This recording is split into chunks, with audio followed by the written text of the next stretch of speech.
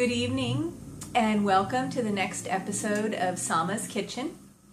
And tonight I'd like to show you my quick bean stew recipe.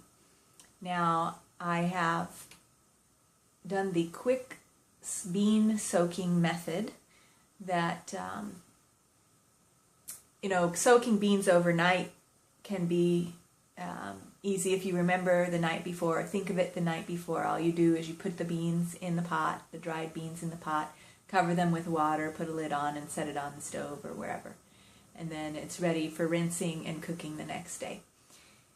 If you didn't remember and you want to have beans either in the morning or sometime during the day, like today, I had a client coming at home. She was 10 minutes late, and I took the opportunity to do a little straightening up, put the beans on the stove, and turn the fire on covered in water. The beans a little higher than covered, well covered in water. And I turn it on and boil it for about 15 minutes. And that gave me time to wait for my client and talk to her a little bit, get ready to start her session.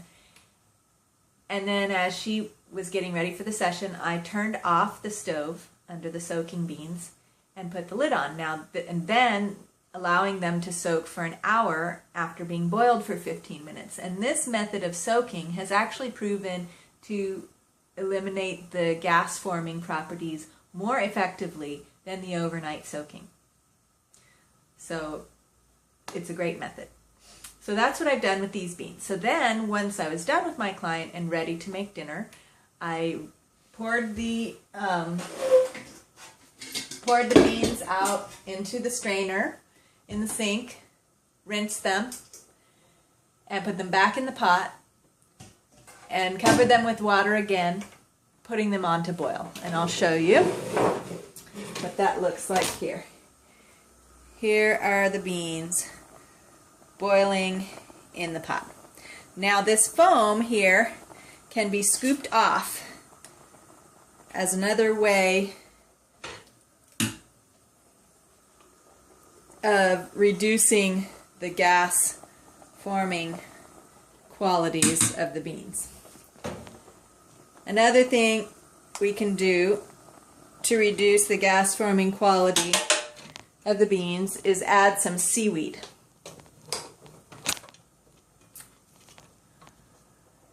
So I will add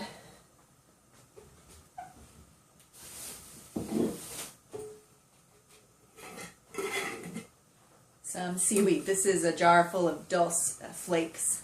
I'm going to add some of that, but not too much. Not too much because I don't want it to be salty. If you add too much salt to the beans while they're cooking, they won't cook as fast. So I just put a little sprinkle of seaweed so as not to put too much salt in there. So I've put the lid on the beans, and as you can hear in the background, they're starting to come up to pressure. And they will need to cook for 5-10 minutes tops in the pressure cooker, which is really wonderful because usually in a regular pot it would need to cook for 3 hours. So I love my pressure cooker. I actually have two. My husband and I both had one, and when we consolidated everything, we wouldn't get rid of one because they're so valuable. When we have something going in one, we have a backup one for something else. So it's wonderful. So while it's cooking, coming up to pressure and cooking, we can chop up the vegetables. So here I have, today I wanted to put a little bit of ginger in with the beans.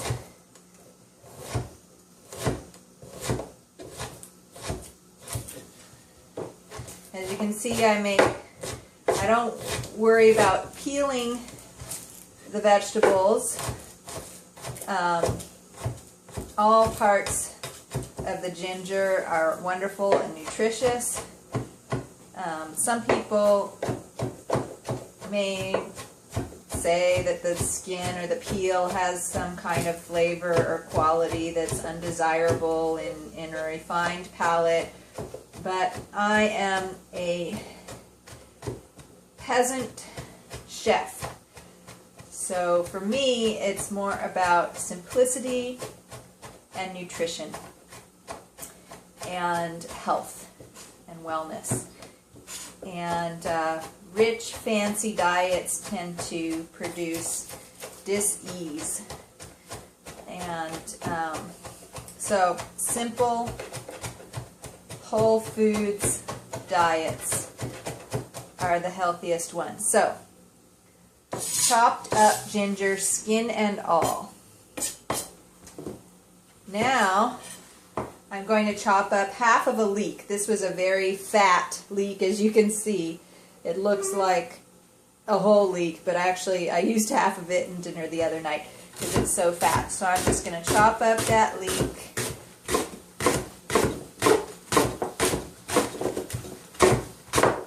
Just like that. Now, since it's in half, it's going to sort of fall apart, which is fine. I love leeks because they're not as intense as onions with the flavor, with the oniony flavor. Actually, I missed a little bit of dirt on this, so I'm just going to rinse it off. They have a very mild oniony flavor, which is nice. So there are the leeks. And as you can hear in the background, that pressure cooker is starting to make some noise. So I'm taking note of the time. In fact, I can set a timer.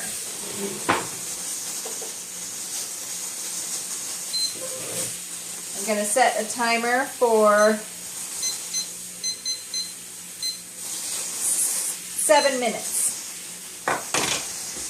So I better hurry up and cut up my vegetables. So I'm going to cut up some carrots.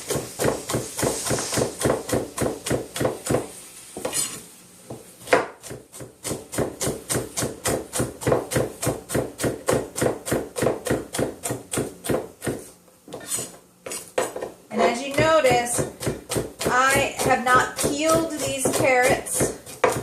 Again, I feel that there's so much rich nutrients in the skin of any vegetable or fruit.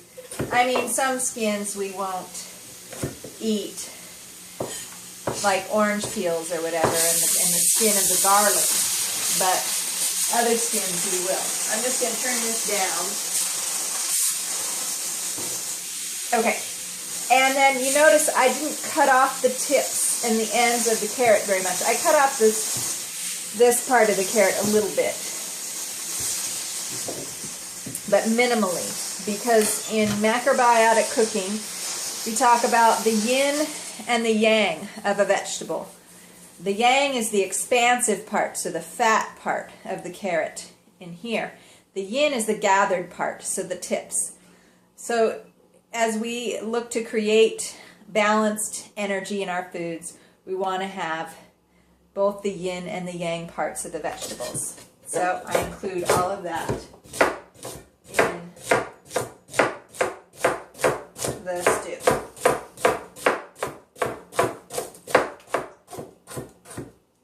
So now I have my strainer in here from before.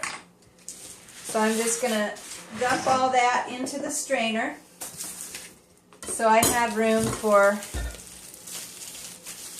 the cauliflower. Now mind you, I've got to get all my vegetables done, chopped up in 7 minutes so I can put them in when the beans are done cooking. Now, I like to use whatever is left of the leaves of the cauliflower. So I'll take them off like that. Rinse them a little bit if need be.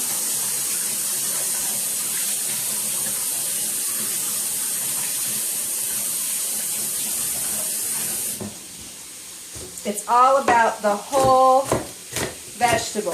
I feel that you know, nature made these foods, and all the different parts of the food have a role to play. So include it all in there. So there's the leaves. Now with the cauliflower part, I like to use the stem, but it cooks a little slower. It's a little thicker and tougher. So I cut it out of the cauliflower and cut off the toughest part down here at the bottom. Very little waste. And then chop it up into smaller pieces than I would with the rest of the florets.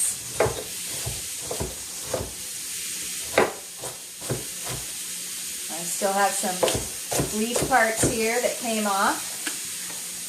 Okay, so all of those things that are in the strainer are the things that take a little bit longer to cook. So once the beans are almost done cooking, then I'm going to put these things in first and let them cook for a little while, and then add the cauliflower after, and the garlic.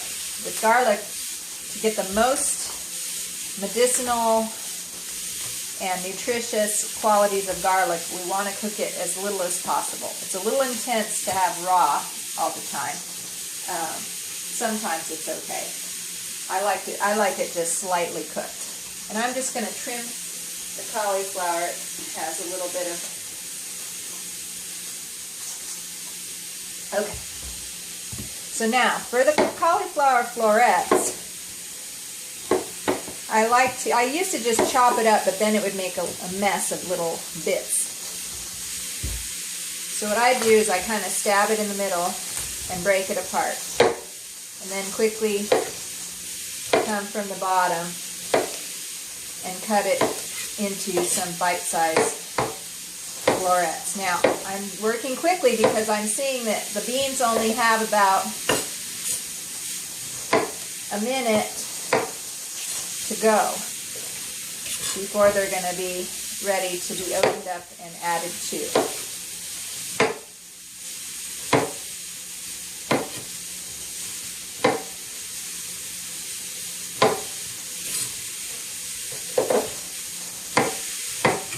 Now, I just want to share with you that as I'm chopping these vegetables, even though I'm working quickly, I'm taking the time to really have this be a ceremony of self-love and self-care. So I'm taking the time to be conscious about what I'm doing, and not only self-love and self-care, but love and care for my husband, who will be coming home and eating with me. Can be loving care for the children in the family, or a guest coming over. There's nothing like cooking a home-cooked meal to just experience our love for ourselves, our love for our loved ones, and share that together when we eat. So let that be motivation to try some of these recipes for you. We all want more love, and cooking a home-cooked meal is a surefire way to foster those feelings of love that we long for. Okay, that timer says it's time for loving up these beans. So I'm going to turn off the fire, and as you can see, there has been a bit of bubbling over with the crock pot, with the pressure cooker. So what I think I'm going to do, you know, normally you might open up this steamer thing and let the steam off before opening it up, but it works better sometimes if you put it in the sink under cold water first, so that the juices that might come out of the steam release will go down the sink and it cools it off quicker. So I'm going to set this up over here and show that procedure. So here we go. Cold water, pot holders, because the handles might be hot. Pot under the cold water in the sink, and opening up the steam release valve.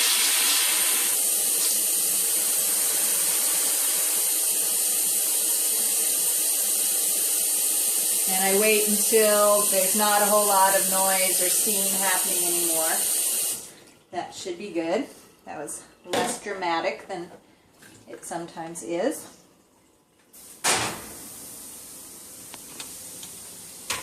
And you get to open up and check on those beans. So let's see.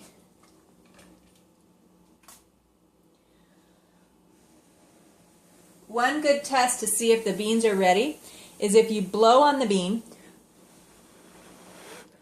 and the skin starts to peel back. And as you can see, I don't know if you can see, but right there, the bean skin, right there in that red part, is starting to peel back. You can see how that's starting to happen. Then the other good test is,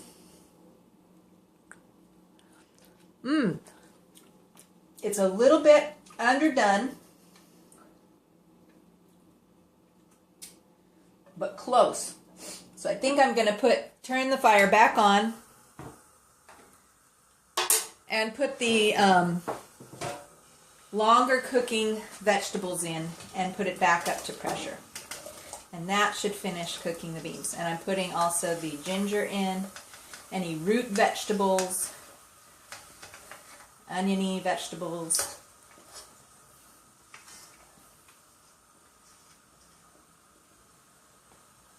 and the stems and tough leafy parts of the cauliflower.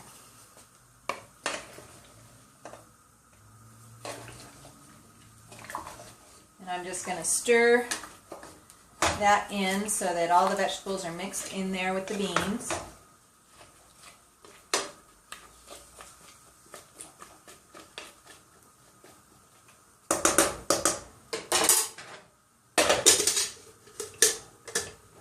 And bring it back up to pressure. And in the meantime, we can come back over here. And now that we've emptied the strainer, we can put the cauliflower down here and cut up our garlic.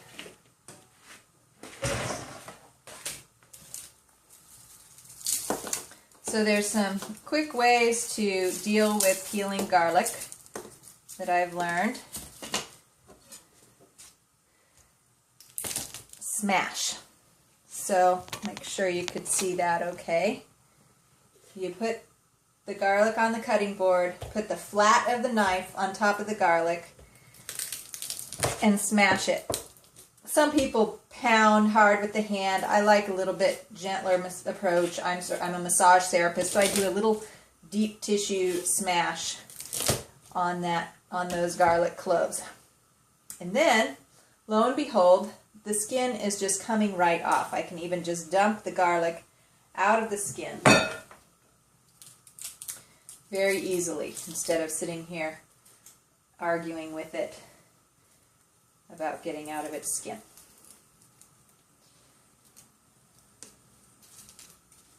And then, easy peasy. Chopping the garlic.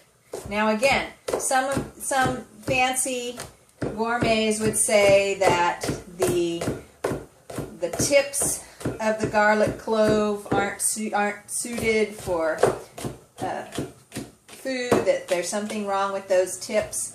But what I find, especially in the pressure cooker, any parts that might be a little bit tough just sort of melt in the pressure cooking process. And I've never, even in a regular pot, I've never had trouble with the tips of the garlic clove being too tough to eat. And yes, and then the green part, some say, oh, if there's a sprout, if the tip of the garlic leaf is starting to sprout out of the clove, then you shouldn't use that part. And I just disagree. I eat green garlic all the time from the garlic where you eat the whole all the green parts and everything. It's all good. So I just disagree that there are parts that are not good. And now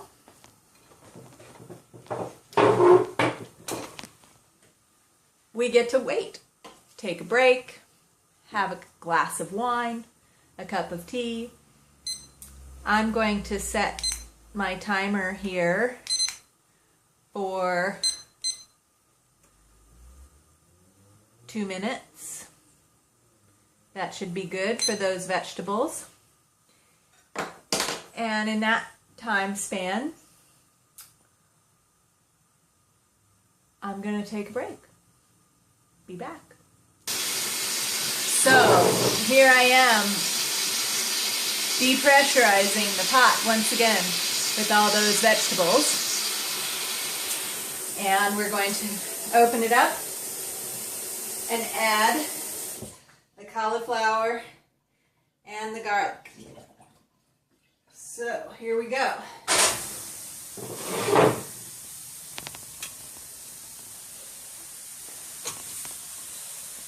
Turn that fire back on. Open up the lid. Take a look. Looking good.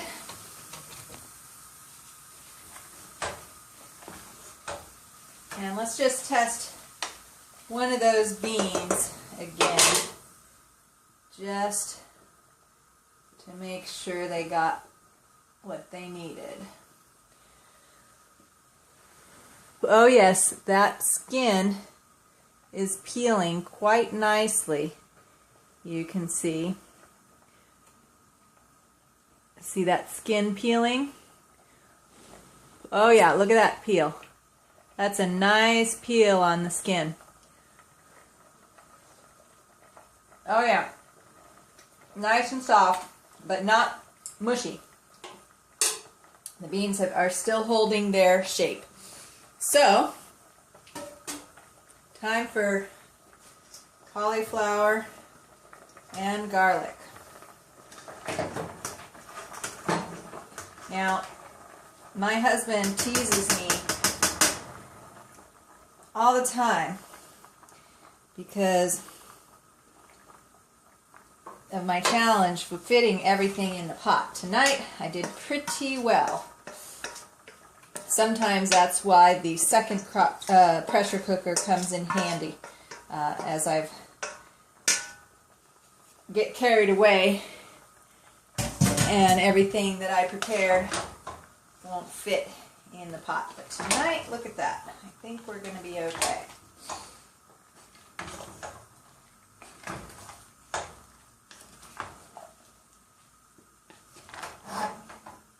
And as I'm stirring this bean stew, I'm putting my intentions of love and nourishment and happiness, compassion, joy,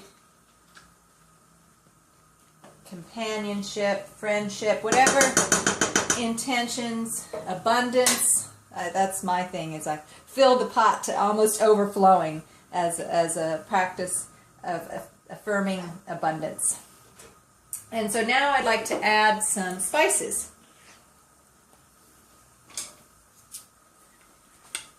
I'll add some